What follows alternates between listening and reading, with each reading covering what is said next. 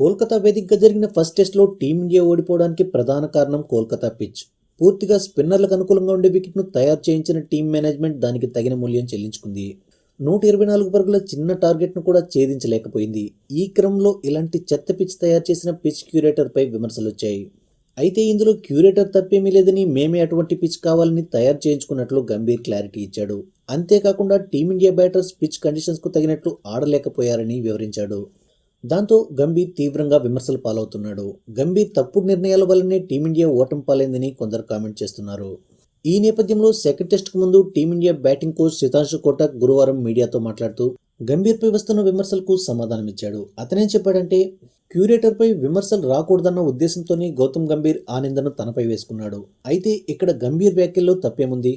స్వదేశంలో మన జట్టు బలానికి తగ్గట్లు పిచ్ను తయారు చేయించుకుంటున్నాం. ఇతర దేశాలు కూడా వారి సొంత గడ్డపై తమ బలాలకు అనుగుణంగా ఉండే పిచ్లనే తయారు చేసుకుంటున్నాయి. మేము కూడా సొంత గడ్డపై ఆడేటప్పుడు స్పిన్ పిచ్లపై ఆధారపడుతున్నాం. స్పిన్నర్లకు కొంత హెల్ప్ లభించేలా మ్యాచ్ 5 రోజుల వరకు సాగేలా పిచ్ ఉండాలని కోరుకుంటాం. మొదటి 2 రోజులు పేసర్లకు సహకరించే విధంగా ఉండాలని ప్లాన్ చేస్తాం. అయితే ఫస్ట్ టెస్ట్లో టీమిండియా ఓడిపోవడంతో అందరూ కేవలం గౌతమ్ గంభీర్ గురించే మాట్లాడుతున్నారు. బ్యాటర్స్ ఫెయిల్యూర్ గురించి కానీ, బ్యాటింగ్ కోచ్ పనితీరు గురించి కానీ ఎవ్వరూ ప్రస్తావించడం లేదు. భారత్ ఓడిన ప్రతిసారి గంభీర్ పైనే విమర్శలుస్తున్నాయి. బహుశా గంభీర్ పట్ల కొంతమందికి ఉన్న అక్కసు కారణంగా పనిగట్టుకుని మరీ విమర్శలు చేస్తున్నారు. ఇది చాలా తప్పు. ఇక కోల్కతా వంటి పిచ్లపై రాణించాలంటే బ్యాటర్ల ఫుట్వర్క్ బాగుండాలి. బౌలర్ల లెంత్ను సరిగ్గా అంచనా వేయగలిగితే ఎలాంటి పిచ్ అయినా రాణించగలరు. మరీ డిఫెన్స్ ఆడితే కూడా అవుట్ అయ్యే ప్రమాదం ఉంటుంది. ఎందుకంటే బౌలర్స్ కన్సిస్టెంట్గా గుడ్ ఏరియాస్లో బౌలింగ్ చేస్తూనే ఉంటారు కాబట్టి. అయితే మేము మ్యాచ్కు ముందు కొన్ని విషయాలను మాత్రమే చర్చించగలం.